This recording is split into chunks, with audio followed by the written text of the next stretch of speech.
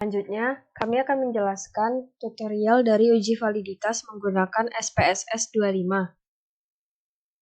Di sini kami mengambil contoh atau studi kasus dari skripsi yang berjudul Pengaruh Persepsi Siswa tentang Mata Pelajaran TIK terhadap Prestasi Belajar Mata Pelajaran TIK di Siswa kelas 11 di SMA Negeri 1 Semin.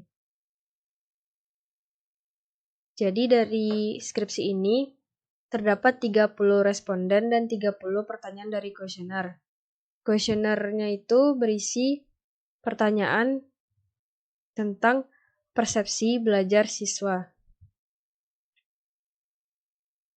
Nah, yang pertama, langsung saja kita buka SPSS 25. Setelah itu, klik Variable View. Karena di sini Variable View, maka kita misalkan pertanyaan 1 dari kuesioner menjadi P1. Untuk P2, pertanyaan kedua, P3, pertanyaan ketiga, dan seterusnya sampai P30 atau pertanyaan ke-30. Dan jangan lupa kita buat total skor dari kuesioner tersebut. Lalu, di bagian desimal kita rubah menjadi 0.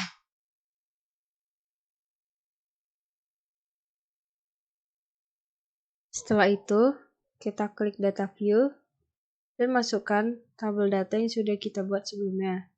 Dengan cara copy lalu dipaste ke SPSS.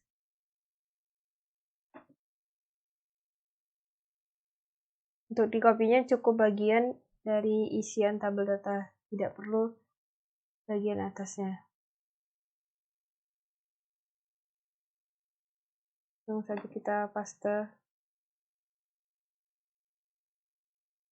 Nah, setelah itu akan muncul data-data sudah kita copy. Karena kita akan melakukan uji validitas, pertama kita klik Analyze, lalu pilih Correlate, Bivariate. Di sini kita akan memindahkan P1 sampai P30 dan total skor ke kotak variabel. Dengan cara kita klik panah. Karena data di sini banyak, jadi kita pilih semua dengan cara Ctrl A, lalu klik tanda panah. Nah, maka di sini akan masuk semua ke kotak variabel. Setelah itu kita pilih atau kita centang persen di bagian correlation coefficient. Di bagian test of significance kita pilih total dan kita centang flag significant correlation. Setelah itu klik OK. Maka akan muncul output dari uji validitas. Jadi, bagian mana yang akan kita analisa atau analisis nantinya?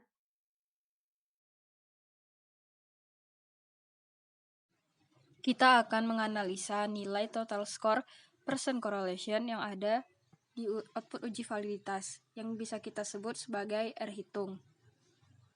Ini adalah rangkuman uji validitas yang sudah kita buat.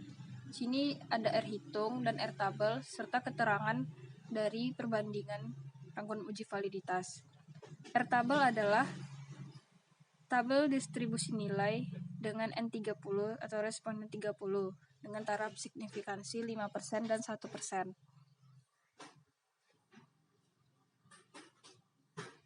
Valid atau tidaknya suatu item atau butir kuesioner itu, R tabel, R hitung harus lebih besar dari R tabel.